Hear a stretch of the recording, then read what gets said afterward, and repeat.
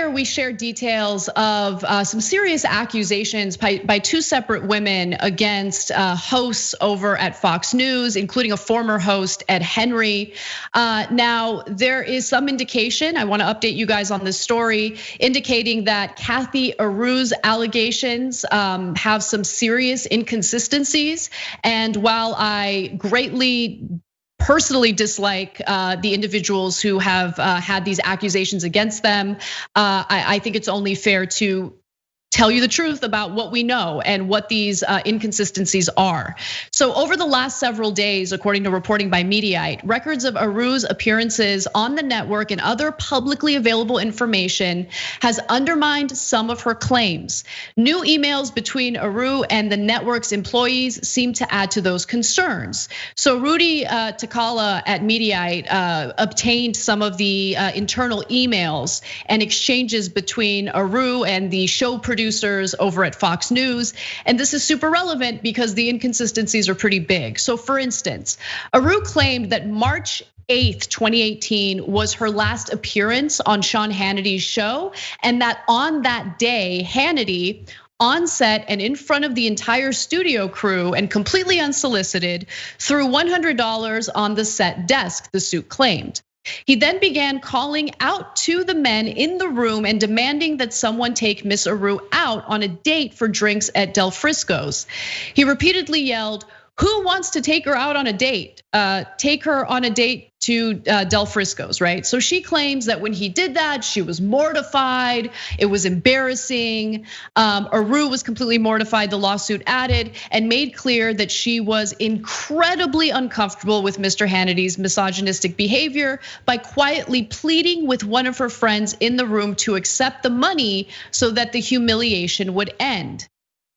Now let's get to the emails and talk about what those emails indicate. So those emails provided by Fox News and reviewed by Mediaite appear to show that the male friend Areu referenced actually came to the set that evening at Areu's invitation.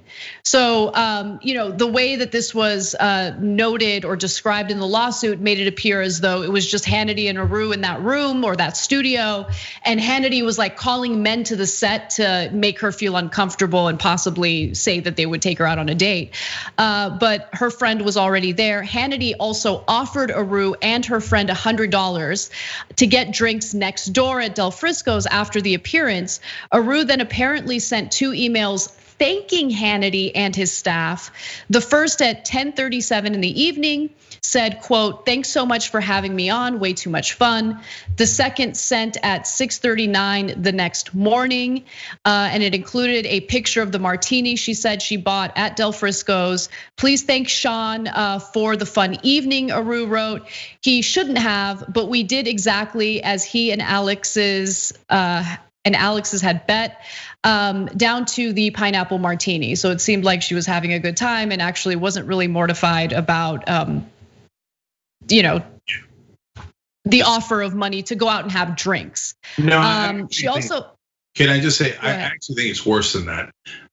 So when we first covered the story, we gave you a heads up, like, be careful, this is just allegations. And so why would we do that? We can't stand Fox News. There were some red flags around the story.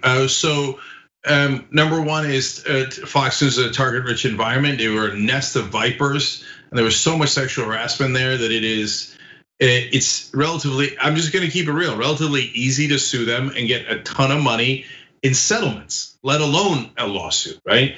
And Fox News has given out tens of millions of dollars in settlements.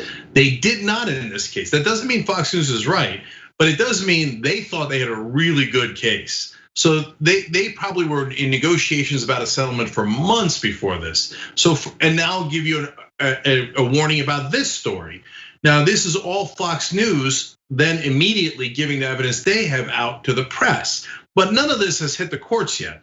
So she might be able to disprove this, and that's why I said in the first story, I'd be super curious what happens if this actually winds up in a courtroom, who's right and who's wrong. But that last text that Anna read you, if Fox News can actually prove it, that's good night, Irene. So if I'm on the jury and she said, "Oh my God, he humiliated me," and said, "Will any guy go out with her to give $100, etc." The first text where he thanks them, where she thanks Hannity and others. To me, that doesn't prove anything, because a lot of victims of sexual harassment are so uncomfortable they don't know what to do, and they continue to have a good relationship with the person who accosted them. And that might seem surprising to you, but it does happen a lot. But in the second text, she refers to a bet that her and her friend had with Hannity, and that's why he gave the $100. Mm-hmm. Oh, no, if that's true, then you totally made up the whole story to try to get rich.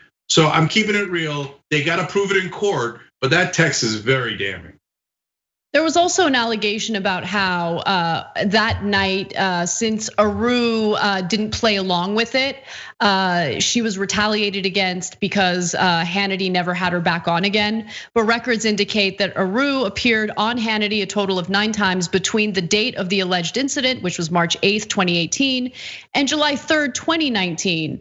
Of that number, Fox said 5 appearances took place the 4 months directly after the incident, and Mediaite did look at evidence to corroborate that, to ensure that that was in fact the case. So that's a pretty, serious inconsistency there. She also had made some allegations against Tucker Carlson. The lawsuit claimed that Tucker Carlson harassed her after her final appearance in 2018. So following the show, according to the lawsuit, Carlson changed on set into his leather jacket for the annual Christmas party that he told Miss Areu he would only be attending for approximately 10 minutes. He also claimed that he was going to go to the party alone without his wife or kids, according to what she says in the suit. Now, Areu's lawyer says that she mixed up the dates, but here's what the reality is. Witnesses, including the Spectator's Amber Athay, say that the Christmas party was on December 10th. And Areu's final appearance was actually on November 30th. So Areu did not appear on the December 10th episode of Tucker Carlson Tonight. Additionally, she appeared on a December 28th edition of the program, guest hosted that night by Mark Stein. And so the dates don't add up, right? And by the way, Tucker Carlson actually did go to that Christmas party with his wife. His wife was there. A source familiar with the event told Mediaite that Carlson's wife did attend the Tucker Carlson Tonight Christmas party.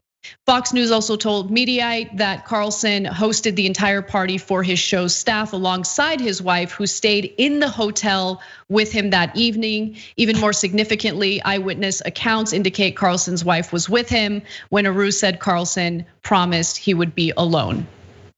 Yeah, so look, that one, she claims it must have been a different Christmas party and a different night. And that's possible. So again, I'd like to see the actual evidence in a courtroom to determine it. But overall, it's not looking good, because I think the Howard Kurtz incident is the one that, for me, I thought this is going to be problematic. Okay, so she said Howard Kurtz is the same thing. Oh, you got to come to my hotel room, and claimed you're the only woman who hasn't come to my hotel. Right now, Fox News released these texts. If they can prove these in a court of law, I'm pretty sure how I would rule if I was on the jury. Apparently, Howard Kurtz wrote to her, quote, "I'm just at my hotel making calls. Can you come to the Muse lobby at 7:15? Now that's very different than come to my hotel room. A lot of people meet in hotel lobbies for business, but wait, I'm not done.